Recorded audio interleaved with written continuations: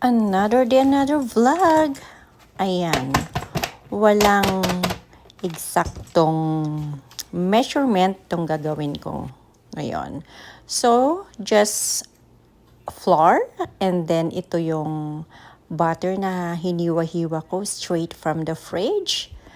Aking hihiwain lang ng maninipis para mabilis na i-mix together with the flour. Alright, so we're going to mix so that ma-incorporate doon sa flour. Yun yung masarap na lasa. Yung magkadikit-dikit talaga yung butter at saka yung flour. Mabilis lang ito, parang naglalaro lang ako. Kaya masarap sa kamay. What do you call this one? Ma-greasy. Dahil yun yung point na didikit sa flour ang butter.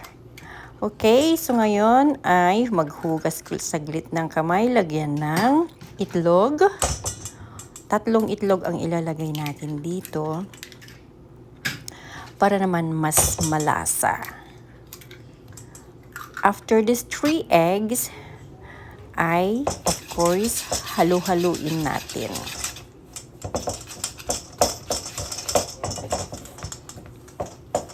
Wala akong inilagay na iba. It's just the butter. It's salted butter yun. Flour and egg. Mix it well. So, baking powder. Asan ang baking powder? And of course, dagdagan din natin ng anong tawag dito. Dahil wala akong milk, ang idagdag ko ay creamer. 3 kutsarang creamer. Actually, wala ako talagang measurement sa lahat ng ginagawa ko. Kasi food lang naman dito sa bahay. Kaya, sorry to say, no measurement at all. Dagdagan ng warm water. And then, halu-haluin ulit. For sure, this one is very tasty. Bakit tasty? Because of the butter and yung 3 itlog. Karamihan pag nagluluto ako is 1 or 2 lang. Ngayon, dinagdagan ko ng 1 to make it 3 para masarap. Okay, i-set aside natin ito. And then, gagawin natin naman yung mga leftover apple. Ang apple ko, sobra-sobra pa. May pang Christmas pa ako for sure. Gagawa ko ng cake na ganito for Christmas. Set aside. And then, I need 4 apple. I-slice lang natin yan ng maninipis. My gosh, you're so slow. It's an hour from now. Nagbag mo gamin dito eh.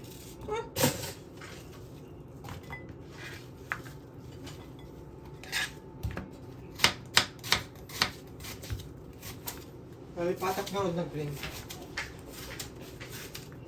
Nakaring ka pa lang sa 12.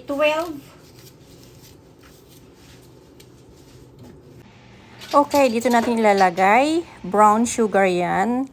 Ayan, pinainit ko lang para maging caramelized. And then ilagay natin, i-arrange natin lahat ang mga apple na na-slice into teeny-tiny pieces.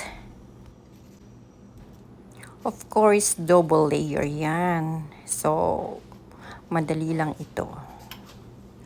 Experiment lang ang ginagawa ko para naman maiba lahat ang mga niluluto ko. Kasi parang dinuble ko kasi ang mga niluluto ko parang So, try other things. Basta, lahat ay diskarte lang sa buhay kung paano magluto.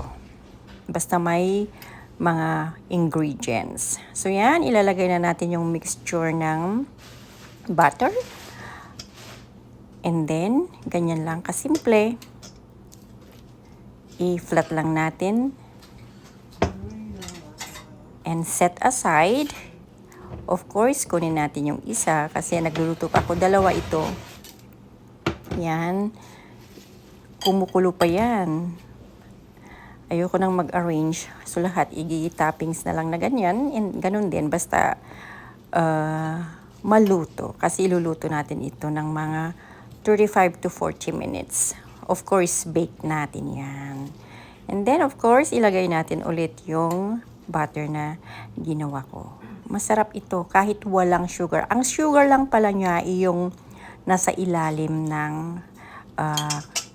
bowl na ito. Yun lang yung tamis niya. Kasi ang apple matamis na yan.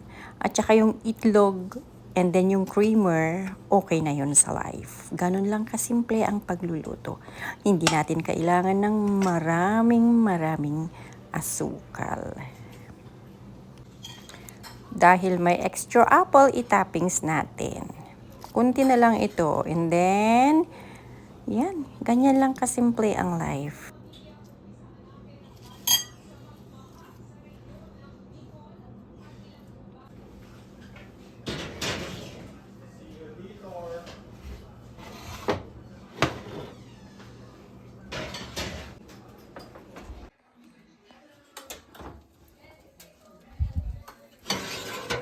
Smell good.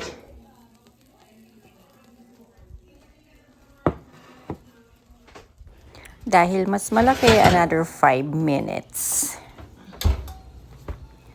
So ito ay ating ilalagay lang dyan saglit, mga 10 minutes para pag flip natin ay hindi na mainit. I-flip natin yan para yung sugary or yung caramel ang nasa ibabaw. Ang bango niya talaga, in fairness. Okay, so after 10 minutes, ganyan na siya. Parang bumaba siya, and then kukuha lang tayo ng isang plato, and we're going to flip. Mainit-init pa. Sobrang init pala. Akala ko okay na yung 10 minutes. Mainit pa rin. Ang sarap ng caramel, mainit-init. Okay, tikman natin. Ang sarap ng amoy.